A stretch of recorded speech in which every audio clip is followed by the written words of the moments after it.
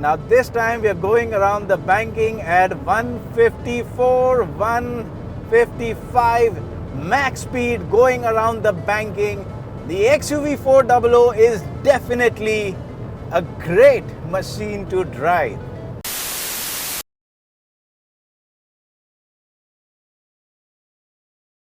Ladies and gentlemen, this is the new Mahindra XUV400 and this is the brand's first electric SUV, but not the first in its segment. Now with the XUV400, there is a lot that Mahindra plans to achieve. Also, this is the first of many forthcoming electric SUVs from the brand.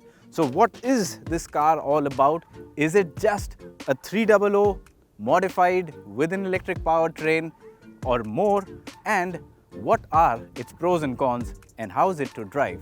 All of that and more is what we'll find out over the next few minutes.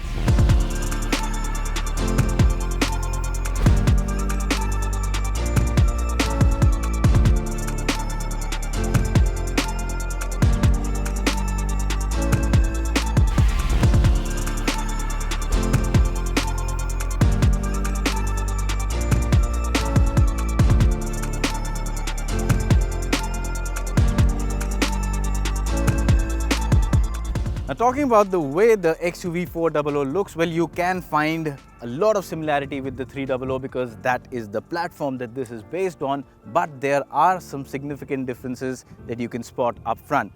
The grille has been completely shut because it's an electric vehicle, doesn't need the kind of cooling that an internal combustion engine needs, and you also have this new Twin Peaks logo in a copper finish. You also have this pattern here which tries to give the vehicle a nice futuristic look, and it actually looks well, goes along well with the design. You've got nice looking LED DRLs here and the new copper finish even in the bumpers. Overall, a slightly premium looking version of the 300 looks nice, looks tasteful, and of course if you look at the rest of the design too, again there are similarities with the 300, but there are some subtle changes on the side and rear which will tell people that this is not just a 300, a lot more than that. In fact, it's an electric SUV and it looks that part.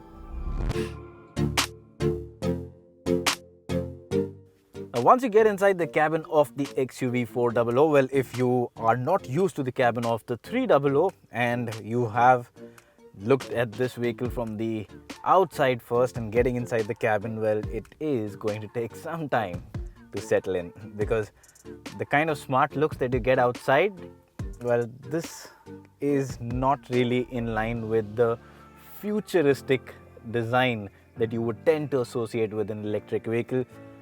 Same layout as the XUV300. The only problem is that the cabin of the XUV300 already looks dated compared to its key rivals. Right from the day it was started, it's not a great design to start with, and it has been carried over to the XUV400, which is an electric vehicle and unfortunately doesn't really give a very premium or sort of a nice vibe inside. It's a functional cabin for sure. It's got these dark plastics all around, hard plastic everywhere, so that doesn't really work well in a price segment where this is going to be. There are cars now which come at a lower price with much better quality of materials and design for the dashboard. Coming to the infotainment screen and the center console, again, not a very great design. The screen itself is quite small, just 7 inches. But in terms of functionality, of course, the screen works well. The touch response, I would say, is decent. The user interface too is good, and the visibility again is decent. So in terms of functionality, yes, it works. The center console, again, a lot of buttons, and that's not really the trend these days. So I would have preferred a cleaner center console, a cleaner dashboard, but I do understand that there are cost targets, so probably that's why Mahindra has gone in with minimal changes to the cabin. You do find this new logo here in the copper finish on the steering wheel. Of course, the readouts are slightly different because it's an electric vehicle, so you will no longer get a tachometer. Instead, you have a gauge which tells you what kind of charge or what kind of power you're using from the battery. And beyond that, yes, it's the similar cabin that you get. Even in terms of functionality, for example, there is no wireless charging, and the pad itself is not large enough to even accommodate a normal size smartphone that most people use these days. So in that respect, there are a lot of improvements that can be made in the XUV400. Now, while in terms of design, the cabin might not be really up to the time today, but in terms of features, it is decently loaded. You get climate control, you get an electronically operated sunroof, and if you talk about the rear seat itself, you get a good seat, good space. That is one advantage of the XUV400. You can buy it even from a family perspective, no compromise in terms of space or comfort. The seat cushioning is nice on the bench, and you have good knee room. You can easily slide your feet under the driver's seat. Good headroom as well. You've got this nice padded cushion here, and in terms of features, well, there isn't really anything special at the back, but in terms of space and comfort, the rear seat definitely scores high in the XUV400. Now, one big benefit you get in the XUV400 over the 300 is the boot space. In this, the boot space is more than the 300, and that too by a significant margin. It's a really big boot for a compact SUV. In fact, it's pretty spacious, and you can easily plan not just weekend rides but a lot more than that. So yes, from a family perspective or from a touring perspective, I think this is one of the best vehicles as far as a boot capacity goes.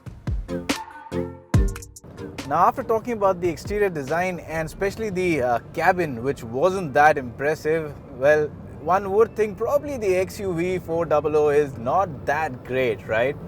But you need to drive it to know how wrong one can be.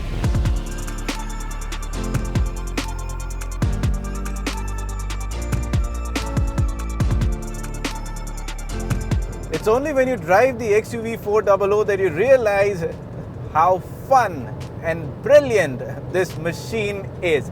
Now, right now, we are driving at the high-speed test track, and I am on the straight doing 156 kilometers an hour, and we've got a banking approaching. Let's see what speed we can bank on. Doing 156, I'll try not to lift off, or probably let's do this a little gentler at 147, 148. And yes, it's going around easily at 144, 145. So yes, it's a very capable and a quick vehicle if you drive it in the right way. And right now we're in the fearless mode. The battery, well, if you want to know about the battery, it's a 39.4 kilowatt hour battery. It might sound a little small on paper, but packs a punch. Mahindra claims it's the quickest in terms of acceleration, 0 to 100, 8.4 seconds, 0 to 64 seconds. And all of this means that you can have some massive fun with this electric car, despite the fact that there is no sound except that of the wind and tires.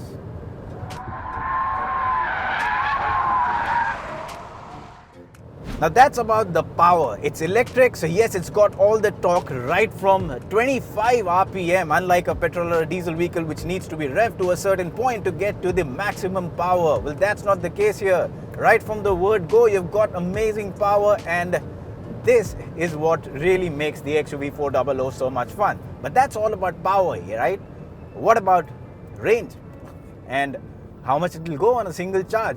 Well, Mahindra claims it will do 456 kilometers on a single charge, and charging options include a 50 kilowatt DC charging, which is the fastest that you can get through, and that will get your battery from 0 to 80% in about 50 minutes.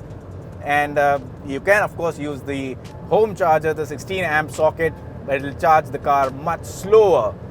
So 456 is the claimed range. Right now, the way they've configured the vehicle, and it's kind of strange, but we cannot access what kind of power consumption is going on around with the vehicle. We cannot even see how much charge is there in the battery. We just have been said it's on full. I don't know why they've done that. But if Mahindra is claiming 4, 5, 6 kilometers on a 39.4 kilowatt hour battery, I do not expect this to go anywhere close to its claimed range in the real world. I'm assuming you should be able to do about 270, 280 at best, 2 or maybe 300 kilometers in real world, not more than that. But yes, overall in terms of driving, I think the XUV400 is brilliant fun and practical and easy to drive. So yes, very engaging to drive, but it's only the track that we have got access to right now. We will soon drive the car in the real world, and that's when we'll bring you more details on how it is to drive and live it.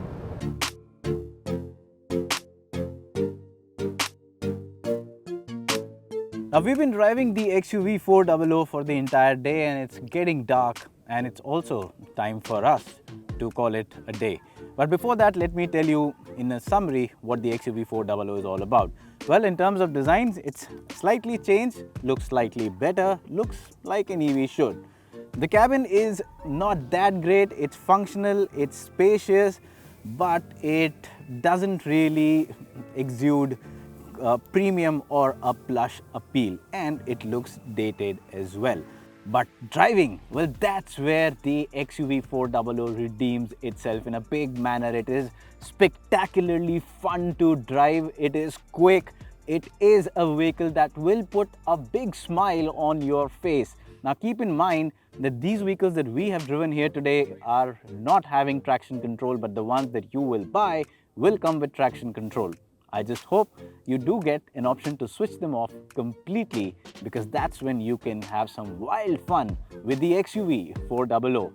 Of course, there are things such as the excessively light steering, which could have been better. It's too light for my liking, gives no feedback. And beyond that, I think it's a brilliant car, handles well, is practical, it's also decent looking, it claims to be having good range. Now it'll all come down to pricing, and considering the cabin compromises that have been made in this car, I hope Mahindra gives it a very aggressive price tag. And if that happens, I think Mahindra will have another winner on its hand, and that's what we need to make the EV segment grow in the country.